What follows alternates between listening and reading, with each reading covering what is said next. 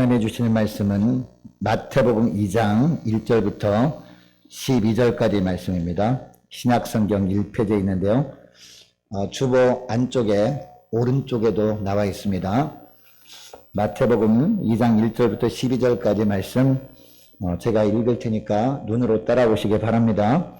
헤롯 왕 때 예수께서 유대 베들레헴에서 나심에 동방으로부터 박사들이 예루살렘에 이르러 말하되 유대인의 왕으로 나시니가 어디 계시냐? 우리가 동방에서 그의 별을 보고 그에게 경배하러 왔노라 하니 헤롯 왕과 온 예루살렘이 듣고 소동한지라. 왕이 모든 대제사장과 백성의 서기관들을 모아 그리스도가 어디서 나겠느냐 물으니 이르되 유대 베들레헴이 오니 이는 선지자로 이렇게 기록된 바 곧 또 유대 땅 베들레헴아 너는 유대 고을 중에서 가장 작지 아니하도다. 내게서 한 다스리는 자가 나와서 내 백성 이스라엘의 목자가 되리라 하였음이니이다. 이에 헤롯이 가만히 박사들을 불러 별이 나타날 때를 자세히 묻고 베들레헴으로 보내며 이르되 가서 아기에 대하여 자세히 알아보고 찾거든 내게 구하여 나도 가서 그에게 경배하게 하라. 박사들이 왕의 말을 듣고 갈새 동방에서 보던 그 별이 문득 앞서 인도하여 가다가 아기 있는 곳 위에 머물러서 있는지라. 그들이 별을 보고 매우 크게 기뻐하더라.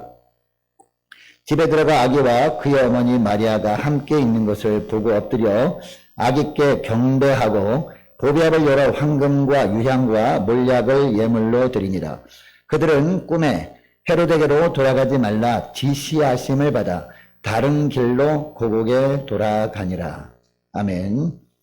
기도하겠습니다. 하나님 아버지 감사합니다. 주님께서 오늘 성탄절 저희들 주 앞에 나와서 우리 주님께 경배와 찬양을 드리고 예배를 드리게 하심을 감사합니다. 하나님 오늘도 주님께서 우리에게 성탄의 메시지를 들려주실 때 저희 모든 심령들이 마음에 문을 열고 말씀을 받습니다. 이 말씀이 잘 깨닫게 하시고 하나님 잘 들리게 하여 주시어서 이 말씀대로 순종하며 살아갈 때 이 성탄에 오신 우리 예수님이 우리에게 어떤 큰 은혜를 베풀어 주셨는지 놀랍게 체험할 수 있는 복된 시간 되게 하여 주옵소서. 감사드리오며 우리 주 예수님의 이름으로 기도드립니다. 아멘. 자, 우리 앞뒤 잡으러 한번 인사하겠습니다. 메리 크리스마스 하고 인사하겠습니다. 할렐루야. 메리 크리스마스 되시기를 축복합니다. 자, 우리나라는 주로 성탄 카드에 보면 메리 크리스마스 이렇게 적혀 있잖아요. 근데 외국에는요, 한동안 메리 크리스마스라는 말을 쓰지 않는 운동이 벌어졌어요. 그래서 카드에 보면, 외국 카드에 보면 해피 할리데이 이렇게 돼 있어요. 네. 그냥 즐거운 휴일이라는 거예요. 왜냐하면 메리 크리스마스 하게 되면 종교 편향이라고 그렇게 되는데 여러분 성탄절 메리 크리스마스가 돼야 됩니다. 할렐루야. 자, 우리는 메리 크리스마스, 주님을 찬양하라. 이렇게 우리가 선포하면서 성탄을 맞이할 수 있기를 축복합니다. 우리 교회 옆에 보면 신협이 있습니다. 신협 앞에 보면 횡단보도가 있는데요. 횡단보도 앞에 보면 늘 거기서 야쿠르트 파는 그 집사님이 있어요. 우리 교회 집사님이 아니고 다른 교회, 큰 교회 집사님이신데 제가 전도하러 나가다 보면 항상 그분 옆에서 전도하거든요. 전도 거점이에요. 근데 그분과 간혹 얘기할 때가 있는데 최근에는 12월 달에 만날 때마다 하는 얘기였어요. 아니 목사님 요새 이번에 성탄은 왜 그렇게 분위기가 나지 않을까요? 라고 하는 거예요. 가게마다 가도 이제 성탄 트리를 매단 가게가 그렇게 많이 없다는 겁니다. 성탄 장식을 하지도 않고 그리고 성탄절 캐롤도 울려보지도 않고 너무 이상해요 라고 하는 거예요. 저도 가만히 보니까 그러더라고요. 이번만큼 정말 너무 우울해 보이는 이 성탄 준비가 없었던 것 같아요. 제가 기도가 했어요. 그래서 하나님 특별히 작년까지만 해도 좀 그래도 힘들어도 좀 분위기가 좀 났는데 올해는 왜 이럴까요? 왜 이렇게 우울한 가운데 우리가 이 칙칙한 가운데 우리가 성탄을 맞이할 수밖에 없도록 이 모든 환경도 하나님 허락하시는 환경일 텐데 하나님이 이처럼 어려운 환경을 주신 이유가 뭘까요? 라고 기도하는 가운데 이 주님께서 깨닫게 하셨습니다. 그동안 우리가 성탄을 준비하면서 너무 본질적이지 않은 것에 관심이 많았다는 거예요. 비본질적인 것에 집중하다 보니까 본질을 놓치며 살았다는 거예요. 그래서 우리 주님께서 이번 2020년 성탄절만큼은 준비하면서 비본질적인 것을 아예 생각하지 못하도록 만들어버린 거예요. 물론 코로나 때문이기도 하고 여러 가지 상황 때문이기도 합니다만은 그런 것들을 아예 생각하지 못하도록 막음으로 말미암아 본질에만 집중하도록 하신 그런 은혜가 아닐까라고 생각하면서 그래 생각해 너무 은혜가 되더라고요. 여러분 성탄절 주인공이 누굽니까? 예수님이잖아요. 우리가 본질을 붙드는 게 뭡니까? 주인공을 바라보는 거죠. 성탄의 주인공이신 예수님께만 집중해야 되는데 엉뚱하게 집중하다 보니까 우리가 어제도 원래는 성탄 전야 예배 드려야 되잖아요. 몇 달 동안 우리가 선극도 준비하고 선극 끝나면은 선극 발표 끝나면은 또 다 모여가지고 선물 나누기도 하면서 해야 되는데 요즘은 그렇지 않습니다만은 제가 그 중등부 이제 그 담당 교역자로 사역을 할 때만 해도요 아이들이 성탄절 발표 끝나면요 집에 갑니까? 집에 안 가요. 밤새도록 논단 말이에요. 그래가지고 예배 시간 9시 반 예배 시간이었는데 예배 시간만 되면 전부 다 자요. 피곤해가지고 눈을 못 뜨는 거예요. 본질을 놓치는 거죠. 저와 여러분만큼은 이번에 성탄절에 본질을 붙들 수 있는, 본질에 집중할 수 있는 저와 여러분 되시기를 축복합니다. 네. 어제 푹 자고 오니까 예배 시간에 말씀하시는 주님께만 집중할 수 있으니까 또 다른 은혜인 줄 믿습니다. 여러분 그러면 성탄절에 우리가 이 본질이신 예수님께 집중할 때 필요한 것이 있습니다. 본질에 집중하기 위해서는요 우리에게 무엇이 필요하냐? 무엇보다도 헌신이 필요한데 다른 어떤 목적을 위한 헌신보다도 본질이신 예수님께 경배하기 위한 헌신이 필요하다는 거예요. 그리고 헌신도 마지막까지 최선을 다한 헌신이 필요하다. 이렇게 오늘 본문은 이야기하고 있습니다. 자, 오늘 본문 보시기 바랍니다. 자, 오늘 본문에 보니까 이 아기 예수님의 탄생에 대한 이야기가 나오고 있습니다. 1절을 보면 그때 분봉왕이 누구였습니까? 분봉왕이 헤롯이었습니다. 그 당시에 유대 땅은요 로마의 지배하에 있었거든요. 이 로마가 지배하기 전에는 헬라 제국이 지배하고 있었어요. 헬라 제국이 지배하기 전에는 페르시아 제국이 지배했었고 페르시아 이전은요 바벨론 제국이 지배하고 있었단 말이에요. 계속 400년 동안이나 400년 넘는 시간 동안 계속해서 다른 나라의 지배를 받고 있었는데 이 로마가 지배할 때는요 이 팔레스타인 지역에 분봉왕을 세웠는데 누구를 분봉왕 세웠어요? 바로 헤롯 왕을 분봉왕으로 세웠단 말이죠. 자, 이때 예수님이 태어나셨는데 이 예수님께 경배하기 위해서 누가 찾아옵니까? 박사들이 찾아오는데 어디서? 동방에서 박사들이 찾아와요. 그 당시에 유대 사람들한테 동방나라라고 하면 보통 이 페르시아를 떠올렸습니다. 그러니까 이 페르시아에서 이 박사들이 찾아온 거죠. 근데 여러분 이 박사들 누굴까요? 오늘 본문에 이 박사들이라는 이 단어 옆에 보면요. 이 반괄호 1 이렇게 되어 있거든요. 이것은 맨 밑에 나눠주를 보라 라는 뜻이에요. 맨 밑에 성경 맨 밑에 나눠주를 보면 이 박사들을 누구라고 합니까? 점성가들이라고 나와 있어요. 여러분 점성가들은 어떤 사람들이죠? 별을 연구하는 자들이에요. 자, 그리고 이 점성가들 그 당시에 페르시아 제국의 점성가들은 어떤 사람들이냐면 제사장들이었습니다. 그때 페르시아 제국은요 다신교 사회였어요. 유대민족들은 유일신 하나님을 섬기는 사람들이었잖아요. 근데 페르시아 사람들은 다신교를 믿었던 사람들이란 말이에요. 그러니까 이 사람들이 보기에 이해할 수 없는 그 신비한 현상이 벌어지면 그게 어떤 신적 존재로 숭배의 대상이 된 거예요. 근데 하늘에 떠있는 천체들 있잖아요. 뭐 태양이라든가 달이라든가 별들 이상한 움직임만 관측되면 저게 바로 신적인 존재라고 하면서 숭배를 했단 말이죠. 숭배를 하는데 누가 필요해요? 네, 우상 숭배할 때 우상에게 제사를 할 때도 제사장이 필요하잖아요. 이 점성가들이 바로 우상 숭배를 집전하는 제사장들이었다는 거죠. 자, 그런데 어느 날 이 박사들이요 해와 달과 별의 움직임을 관찰하고 있었습니다. 관찰하다가 여러분 이 태양이 간혹 가다가 개기일식을 하잖아요. 그리고 달은 월식하잖아요. 이 월식 때는 태양이 달이 보이지 않고 이 달 주변 둘레만 이렇게 그 불빛이 보이잖아요. 뭐 이런 이상한 현상이 나타나는 거 보면서 정말 저 달이 진짜 신이야. 이 태양이 개기월식하는 거 보면서 저렇게 태양이 진짜 신이야라고 하면서 숭배했단 말이에요.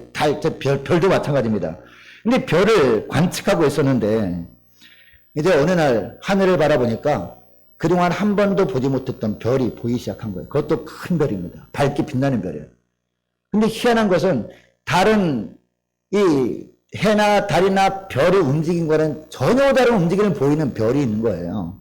그 별에 관심을 집중하고 있습니다. 여러분 그렇다고 한다 할지라도 이 점성가들은 누구라고 했습니까? 제사장들이었잖아요. 그러니까 저 별이 저 반짝반짝 빛나는 별이 새롭게 우리가 숭배해야 될 별신인가 보다라고 하면서 이 제사를 준비하면서 그냥 있으면 되었잖아요. 그럴 수도 있습니다. 이거 일반적인 상식이었습니다.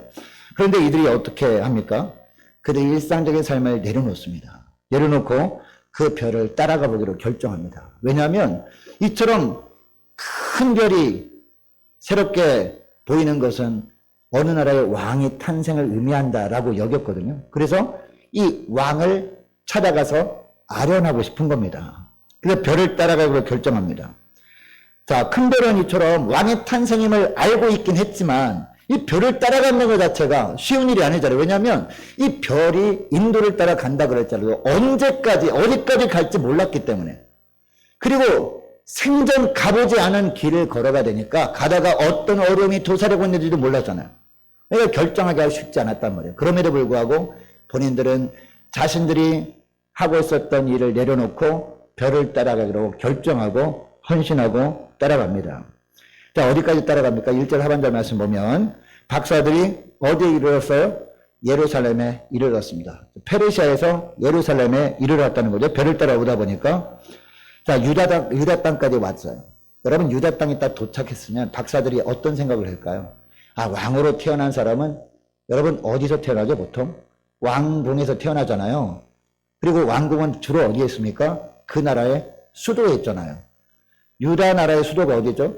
예루살렘이잖아요. 그래서 예루살렘에 와가지고 예루살렘에 한 번도 와본 적이 없는 사람들이기 때문에 왕궁이 어디 있는지 몰랐던 거예요. 그래서 이렇게 얘기하는 거예요. 2절 말씀해 보니까 유대인의 왕으로 나신 이가 어디에 계시냐. 무슨 얘기예요? 왕궁이 어디 있습니까? 라는 얘기죠. 우리가 동방에서 페르시아에서 그의 별을 보고 그에게 경배하러 왔노라 하니 라고 하고 있습니다. 여러분 이때 이처럼 박사들이 한 이야기를 들은 사람이 누굽니까? 헤롯 왕이 듣게 됩니다. 그리고 또 누가 들어요? 예루살렘 사람들이 들었어요. 그 반응이 보세요. 반응. 3절 보세요. 헤롯 왕과 온 예루살렘이 듣고 어떻게 했어요? 소동했다라고 하고 있습니다. 여러분 여기 소동하다라는 동사는요. 이 타라소라는 동사인데 무슨 의미냐면 두려움에 떨었다, 공포에 떨었다 그런 의미예요. 여러분 이 박사들이 와서 하는 이야기를 듣고 왜 공포에 떨었을까요? 왜 두려워했을까요? 지금 이제 분봉왕은 누구예요? 헤로드 왕이잖아요. 그런데 헤로드 왕이 살고 있는 왕궁에 아기가 태어났나요? 태어나지 않았어요. 다른 곳에 아기가 태어났다는 것은 무슨 얘기예요? 반역자가 태어났다는 의미 아니겠습니까? 이 아기가 자라고 나면 나중에는 이 반역을 범해서 이 헤로드 왕을 내쫓고 자기가 왕이 되려고 하는 그런 자구나 라는 의미 아닙니까? 그래도 두려웠던 거죠. 헤로드 왕은 자기 왕위가 빼앗길까 봐 두려워 떨었고 그리고 다른 예루살렘 사람들은요.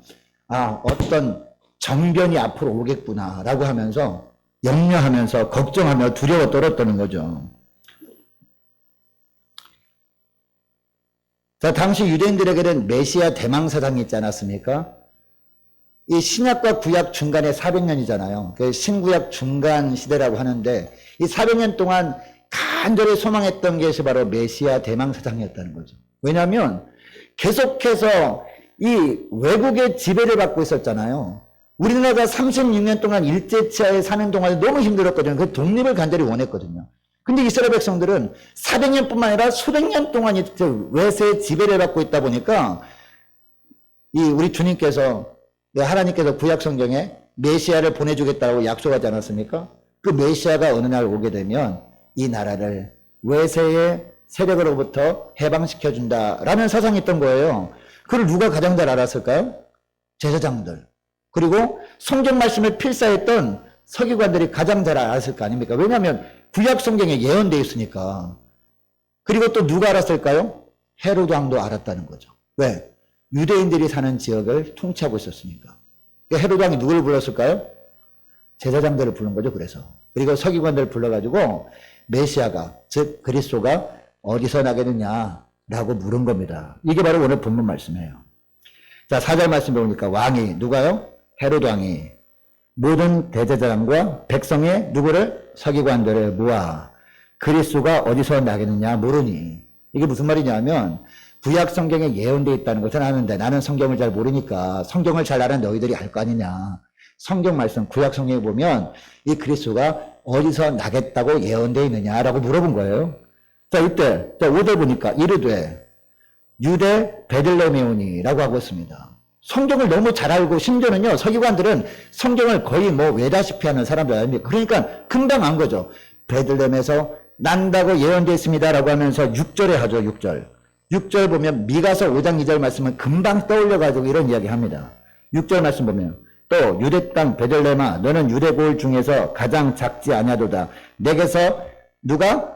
한 다스리는 자가 나와서, 다스리는 자가 왕이잖아요. 메시아잖아요. 다스리는 자가 나와서 내 백성이 이스라엘의 목자가 되리라. 바로 그리스도가 베들레헴에서 나올 것이라고 미가서 예언된 말씀이 있습니다라고 한 거죠. 여러분, 이처럼 헤롯 왕도 알고 있었기 때문에 물어봤고, 또 대제사장들과 그리고 이 서기관들이 대답을 합니다. 자, 이때 이 헤롯 왕이 누구를 부릅니까? 또 이 말을 듣고 나서 가만히 있는 것이 아니었죠. 이제 장차 나중에 자기를 반역해가지고 왕권을 찬탈할 아기가 태어났다면 이 왕은 어떤 마음이 들었을까요? 아, 조기에 제거해서 후환을 없애야 되겠다, 이런 생각을 할 거 아닙니까? 그래서 이 헤롯 왕이 누구를 부릅니까? 7절 보세요. 이에 헤롯이 가만히 박사들을 불렀다라고 합니다. 동방 박사들. 네. 여기 가만히라는 말은 무슨 말이에요? 조용히 부른 거죠. 다른 사람들 모르게 조용히 불러가지고 뭐라고 합니까? 8절 중반절 말씀 보니까 아기에 대하여 자세히 알아보고, 어디 가서? 베들레헴으로 가서 찾거든 내게 어떻게 하라? 돌아와서 고하여 나도 가서 그에게 경배하게 하라 라고 하고 있습니다. 여러분, 다시 박사들을 한번 생각해 볼게요. 이 박사들이 유대인의 왕으로 나시니가 어디 있냐고 물었을 때 이들은요 헤롯 왕과 온 예루살렘이 소동하는 걸 보면서 어떤 생각을 했을까요? 아, 이 왕궁에서 왕이 태어나지 않고 다른 곳에서 왕이 될 사람이 태어났다면 반역자인데 이 헤롯 왕이 만약에 알면 죽일 수도 있겠구나. 그리고 자기들이 이 아기 예수를 찾아서 경배한다 그럴지라도 나중에 그것을 알게 되면 자기들도 무사히 못하겠구나, 무사하지 못하겠구나라고 생각하지 않았을까요? 그래서 지금 우리가 위협받을 수 있으니까 우리가 그냥 지금이라도 빨리 고향으로 돌아가는 것이 안전할 수 있겠다라고 여길 수 있었다는 것이죠. 여러분, 그럼에도 불구하고 이 박사들이 어떻게 합니까? 9절 말씀 보시기 바랍니다. 9절 보면 박사들이 왕의 말을 듣고 그 다음에 보세요. 그 다음에 무슨 동사가 나와요? 갈세라고 하고 있습니다. 여러분, 이들은 이곳까지 왜 왔습니까? 본질을 붙들기 위해서 왔단 말이에요. 본질을 붙들기 위해서. 본질이 뭡니까?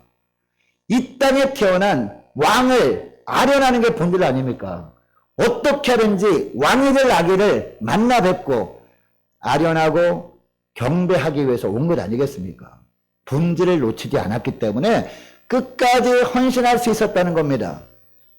이 헤롯 왕이 위협을 받을 수도 있었습니다. 죽임을 당할 수도 있었어요. 이 아기를 죽이고 자기들도 죽임을 당할 수 있었단 말이에요. 그런 위험도 본질을 붙들고 살길 원하는 이들의 헌신을 막을 수가 없었다라는 겁니다. 박사들이 이렇게 할 수 있었던 이유가 뭐라고요? 이 본질에 집중했기 때문이라는 겁니다.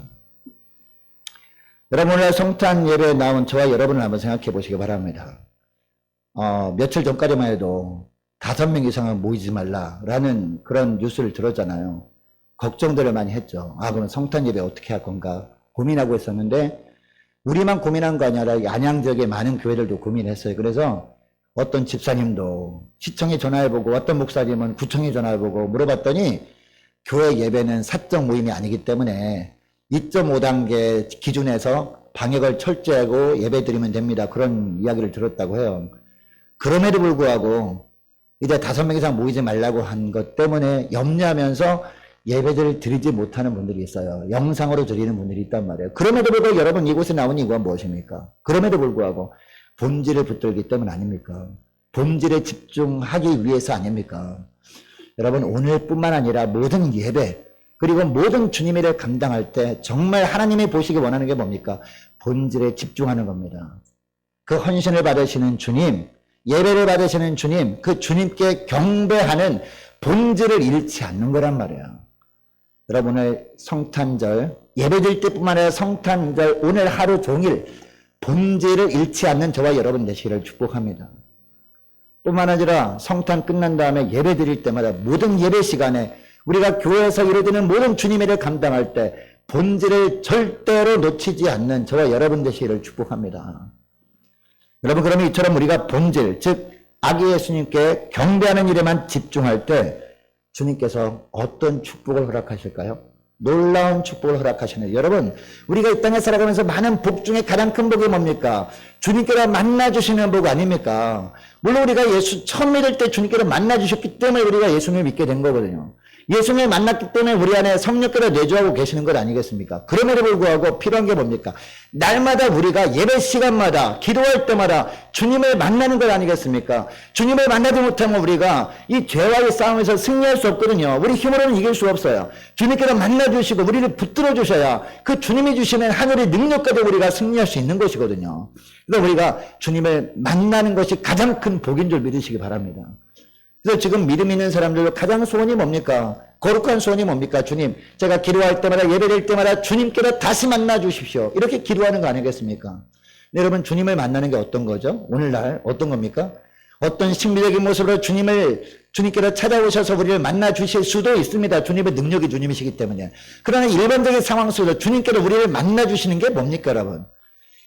요한복음 15장 말씀에 보면 주님이 말씀하시거든요. 너희가 내 안에 거하고, 주님 만나는 거 아닙니까? 너희가 내 안에 거하고, 그 다음에 보면 우리가 주님을 만나는 것이 무엇인지 알게 되거든요. 너가 말이 너희 안에 거하면 무엇이든지 원하는 대로 구하라, 그리하면 이루리라 라고 말하는 거예요. 주님을 만나는 게 뭡니까, 여러분? 성탄절날 주님을 만나는 게 뭡니까? 이 성탄절날이 강단에서 선포되는 말씀을 들을 때 그 말씀을 아멘으로 받는 겁니다. 내 마음 가운데 용납되지 않을 수 있습니다. 나는 그거 받아들일 수 없어라고 하시는. 그러나 주님이 하신 말씀이기 때문에 아멘으로 받겠습니다라고 하는 거예요. 이게 바로 주님을 만나는 거거든요. 주님을 만날 때 그때부터 놀라운 역사가 있게 되어지는 것이죠. 자, 계속 오늘 본문 계속 보시기 바랍니다. 이 박사들이 헤로당의 말을 듣고 예루살렘을 출발했을 때 그때 밤이었습니다. 왜? 이 별이 다시 나타나는 것을 보니까 밤이었잖아요. 낮에는 별이 안 보이잖아요. 이 밤에 출발하는데 그때 예루살렘에서 이 베들레헴까지는 10km 정도 떨어져 있는 거리예요. 10km 정도 떨어져 있는 거리이기 때문에 낙타를 타고 가니까 금방 가지 않았겠습니까? 이제 가서 이제 베들레헴에 도착했는데 베들레헴에 어디서 태어난지 모를 거 아닙니까? 그런데 이 별이 어느 집 앞에서 딱 멈춘 거예요. 자, 멈췄는데 자, 9절 하반절 말씀 보시기 바랍니다. 악이 있는 곳에 머물러 선 이 별을 보고 이 박사들이 어떻게 합니까? 10절 하반절 보면 매우 크게 기뻐하고 기뻐하였다라고 하셨습니다. 여러분 그냥 단순하게 그 별이 멈춘 곳을 보고 기뻐했다라고 해도 되지 않나요? 그런데 왜 이렇게 특별히 강조해가지고 매우 크게 기뻐하고 기뻐하였더라 라고 하고 있는 것일까요? 오늘날 표현을 하면 뛸 듯이 기뻐한 겁니다. 그런데 왜 기뻐했을까요? 이 별이 멈췄으니까 그동안 너무나 힘든 여정을 지나왔는데 이제 고생 끝났구나, 좀 쉬어야지, 이렇게 하면서 이것 때문에 기뻐했을까요? 그런 것 같지는 않습니다.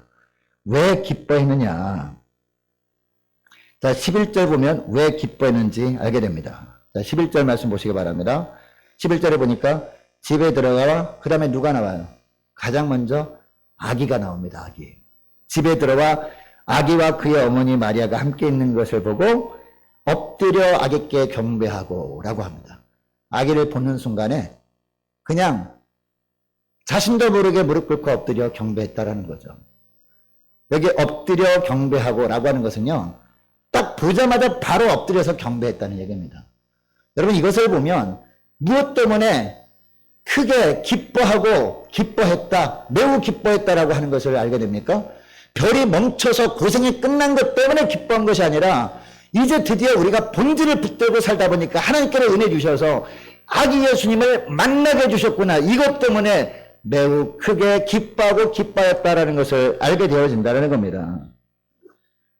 우리 하나님께서 이처럼 이 본질에 집중하며 살고 이것으로 말미암아 이것 때문에 헌신했던 이 박사들에게 은혜를 주신 게 뭡니까?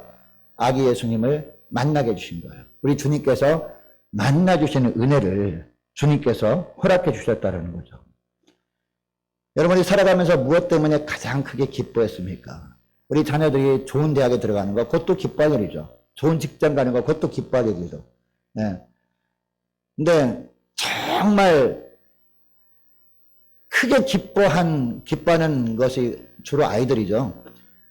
제주도에 제 조카가 있어요. 우리 바로 위에 누나 아들이 있거든요. 아들이 유치원 다닐 때 한 6살 때인가 그때 아이가 로봇을 그렇게 갖고 싶어 했는데 누나 집이 가난해서 돈이 별로 없으니까 로봇을 사주지 못했어요.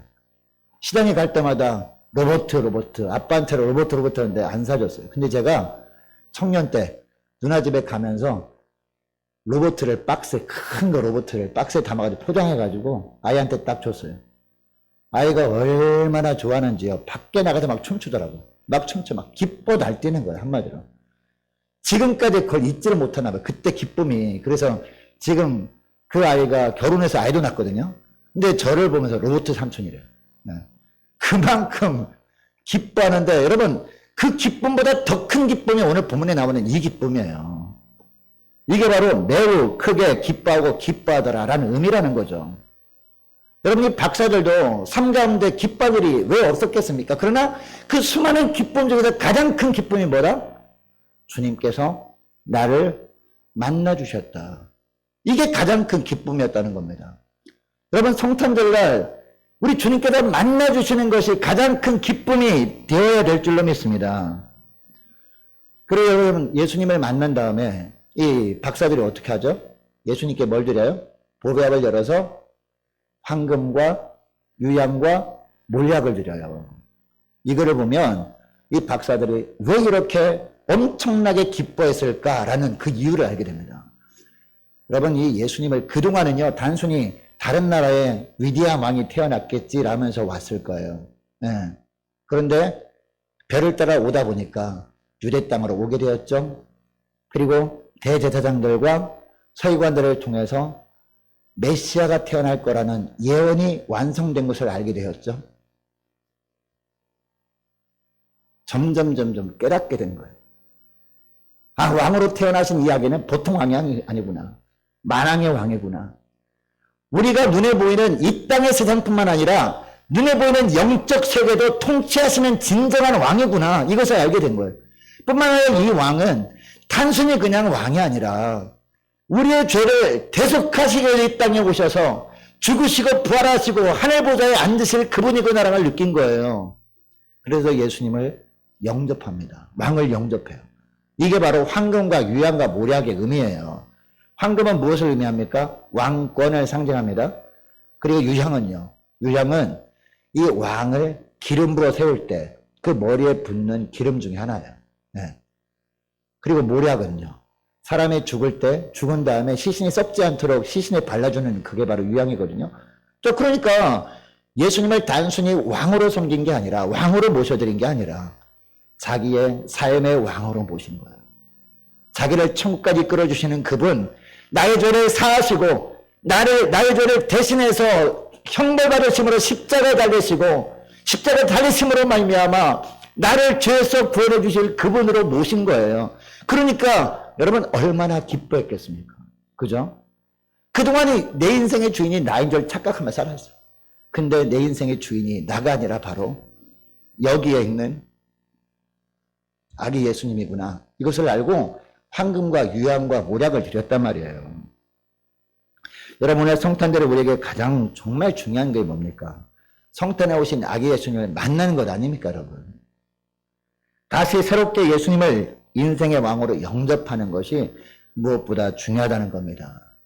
우리 성탄절을 날 예물을 드렸죠. 이 예물이 오늘 본문에 나오는 박사들이 드린 이 황금과 유향과 몰약을 예물로 드린 이 예물이 우리들이 예물이 되길 원합니다.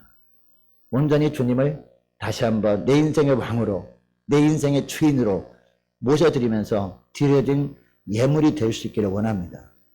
그리고 이 말씀을 들을 때마다 말씀을 날마다 새롭게 주님의 말씀으로 받아들임으로 말미암아 주님을 영접하는 그런 복된 저와 여러분 되시기를 축복합니다. 이것이 가장 큰 기쁨이 될 수 있기를 주의 이름으로 축복합니다. 여러분, 그러면 이처럼 성탄절에 예수님께서 만나주시는 은혜를 입은 사람들, 바로 우리들은 그러면 어떤 삶을 살아야 되느냐. 오늘 본문에 보니까 말씀대로 순종하며 사는 겁니다. 자, 12절 말씀 보시기 바랍니다. 12절 말씀 보면 그들은 꿈에 헤로데게로 돌아가지 말라고, 그 다음에 어떤 단어 나와요? 지시하심을 받아 라고 하고 있습니다. 누가 지시했을까요? 꿈에 누가 지시했을까요? 하나님께서 천사를 통해서 지시했겠죠. 꿈속에서. 누구한테요? 박사들에게. 근데 이 박사들은요, 지시하심을 받은 존재가 두 존재가 있어요. 첫째는 누구한테 지시를 받았습니까? 예루살렘에 왔을 때 헤로드 왕에게 지시를 받잖아요. 헤롯이 왕이니까 지시한 거죠. 어떤 지시를 합니까? 베들레헴에 가가지고 그 아기를 찾으면 경배한 다음에 돌아와가지고 나한테도 알려달라. 그리고 나도 가서 경배하도록 해달라고 지시하잖아요. 그죠? 자, 그리고 오늘 본문에 보니까 12절 보니까 누구한테 지시를 받아요? 하나님께 지시를 받습니다. 이제 기로에서죠. 사람들의 말, 하나님의 말씀, 두 가지 선택이 기로에 놓였을 때 여러분이 박사들은 어떤 걸 선택합니까? 어떤 걸 선택해요? 12절 말씀 다시 보니까. 자, 지시하심을 받아 그 다음에 다른부터 우리 같이 읽겠습니다. 시작. 다른 길로 고국에 돌아가니라. 아멘. 여러분, 여기 다른 길은요, 이 박사들이 한 번도 경험해보지 못한 길이에요. 네. 보통 보면 우리가 낯선 동네로 이사를 합니다. 낯선 도시로 이사를 하게 되면 길을 잘 모르잖아요. 심지어는 은행에 갔다가 돌아올 때도 헤맬 때가 많거든요. 집을 못 찾아가지고. 그래서 어떡합니까? 어디 갈 때는 유심히 갔던 길을 유심히 봤다가 갔던 길로 돌아오는 게 일반적이잖아요. 이 박사들도 마찬가지란 말이에요. 유대 땅으로 와본 적이 없기 때문에 왔던 길을 유심히 봤을 거 아닙니까? 돌아갈 때 길 잃어버리지 않도록. 그래서 왔던 길로 가는 게 일반적이란 말이에요. 그래서 왔던 길로 가려면 어떻게 돼요? 예루살렘에 왔기 때문에 일단 예루살렘으로 갔다가 예루살렘에서 이 페르시아로 가는 길, 그 길 따라 가는 게 그 일반적이란 말이에요. 자, 그런데 오늘 본문에 보니까 하나님께서 어떤 길로 인도해서요? 어떤 길로? 다른 길. 네. 생소한 길. 한 번도 가보지 않았던, 이 앞에 무엇이 기다리는지 전혀 알지 못해요. 그죠? 이 다른 길로 걸어갈 때 앞에 어떤 위험이 도사리고 있을지도 몰랐습니다. 그럼에도 불구하고 하나님이 다른 길로 가라라고 했을 때 우리 이 박사들은 어떻게 합니까? 순종했다는 겁니다. 여러분, 박사들이 헤로드 왕에게 이야기를 들었을 때 헤로드 왕의 마음을 이 박사들은 정확하게 간파하지 못했을 수도 있어요. 그죠? 그런데 하나님은요. 하나님은 헤로드 왕의 마음속에 어떤 생각을 하고 있었는지 정확하게 알고 있었단 말이에요. 그래서 박사들이 헤로드 왕의 말을 듣고 예루살렘에 돌아갔다면 헤로드 왕은 보나마나 이 아기를 죽이려고 할 거라는 것을 알았습니다. 그래서 이 박사들에게 꿈에 나타나서 지시한 거예요. 여러분이 꿈에 나타나서 하나님께서 지시하신 것을 잠깐 이제 나누고 지나가게 되면 그 당시에는요, 성경이 완성되지 않은 시대였거든요. 그리고 성경 말씀을 필사하는 시대였단 말이에요. 이게 서두에 서기관들이 나왔잖아요. 서기관들이 성경 말씀을 베끼는 사람들이거든요. 근데 서기관들은 성경 말씀을 이렇게 이 필사하다가 여호와라는 단어를 우리는 흔히 쓰잖아요. 여호와 하나님. 예. 근데 그 당시에는 여호와라는 이 단어를요, 함부로 입으로 말할 수 없어요. 예. 그래서 여호와라는 단어가 나오면 아도나이라고 불렀어요. 아도나이. 주님이라고 불렀어요. 기록된 것은 여호와라고 기록되는데 부를 때는 아도나이, 주님이라고 부르면서 이 여호와라는 단어가 얼마나 거룩한 이 단어인지 자기 몸을 다 깨끗하게 씻었대요. 목욕제게 하고 자신의 삶을 돌아보면서 죄를 회개하고 그 다음에 이 여호와라는 이름을 쓰면서 아도나이 부르면서 넘어갔다는 거죠. 근데 여호와라는 이름이 얼마나 많이 나오냐고요. 그러니까 성경 말씀 필사할 때 얼마나 오래 걸렸어요. 그만큼 귀한 성경 말씀이었단 말이에요. 그러니까 아무나 볼 수도 없었죠. 그 당시에는.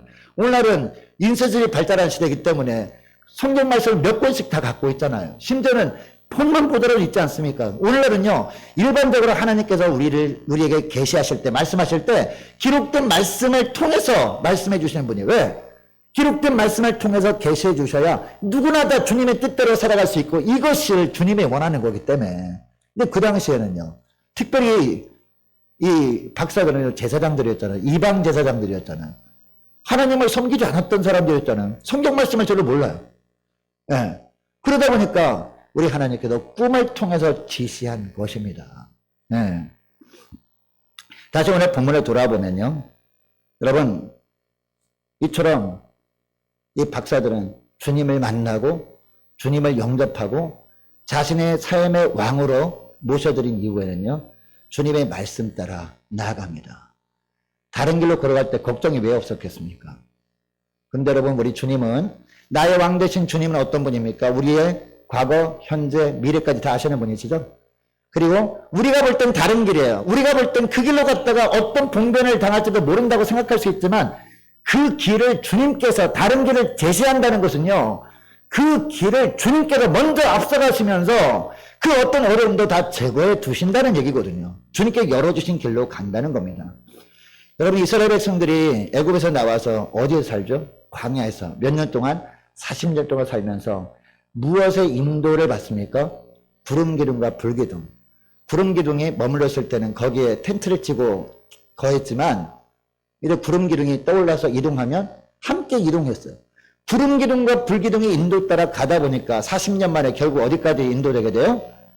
가나안 땅 앞까지, 모압 땅까지 인도되게 되는 것이죠. 그래서 신명기에서 이 모세가 이 가나안 땅을 바라보면서 설교하지 않습니까? 이게 신명기거든요. 네. 이 박사들도 별을 따라왔어요.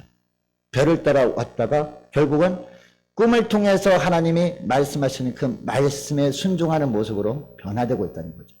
처음에는 어떤 신비적인 현상을 따라왔지만 이제는 주님이 하시는 말씀에 순종하는 길. 내가 볼 때 마음에 안 들어. 다른 길이야. 네. 그러나 주님이 말씀하셨기 때문에 이게 옳은 길이겠지라고 생각하고 그 길로 나가는 거죠. 결국 이들은 고향으로 무사히 돌아갔을 겁니다. 여러분, 이제 말씀을 뵙기를 원하는데요. 때로 우리는 우리가 원하는 길로 가기 위해서 하나님께 나와서 기도할 때가 있지 않습니까? 하나님, 제가 원하는 것은 이렇게 사는 겁니다. 주님, 이렇게 제가 원하는 대로 살기 원하는데 이렇게 살 때 주님 도와주셔야 됩니다. 라고 하면서 우리가 기도할 때가 있다는 거죠. 그러나 주님께서는 그때마다 우리가 정말 구원받은 백성이라면, 주님 만난 사람이라면, 예배 시간마다 이 말씀을 영접한 사람들이라면 주님이 어떤 말씀하십니까? 내가 원하는 것은 너가 원하는 너의 길이 아니라 나의 길을 원한다. 너희들이 볼 때는 다른 길처럼 보이고 그곳으로 가면 어떤 손해가 있을지 모른다고 생각할지 모르지만 나는 너희들이 생각하는 다른 길을 걸어가길 원한다라고 말씀하지 않으실까요? 사랑 여러분, 혹시 하나님 보시기에 합당치 못한 길을 걸어가고 있지 않습니까? 자, 오늘 성탄절에 말씀을 통해서 주님을 다시 저와 여러분의 삶 가운데 왕으로 영접했다면 이제는 내가 볼 때는 다른 길처럼 보인다 그럴지라도 주님의 말씀에 온전히 순종하며 걸어갈 수 있는 저와 여러분 되시기를 축복합니다.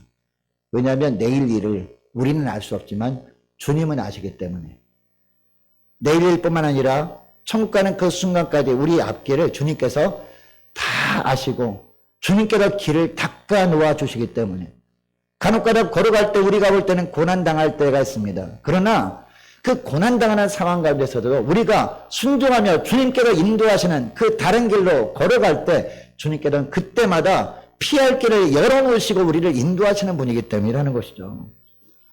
여러분, 이것을 기억하시고 성찬절을 맞이해서 주님을 뜨겁게 만났다면 과거의 잘못된 길에서 벗어나서 이제는 하나님의 인도하신 길로 순종하며 나가다가 주님께서 책임져 주시는 복된 하루하루 될 수 있기를 주의 이름으로 축복합니다. 기도하겠습니다. 하나님 아버지, 독생자 예수 그리스도를 아낌없이 우리에게 내어주신 그날 성탄절을 맞아서 주님 저희를 세상에 두지 아니하고 주 앞에 나와서 우리 주님께 예배드리게 하심을 감사합니다. 동방의 박사들처럼 이 성탄절에 무엇보다도 본질, 즉 성탄의 주인공 되신 예수님께만 집중할 수 있는 저희를 다 되게 하여 주옵소서.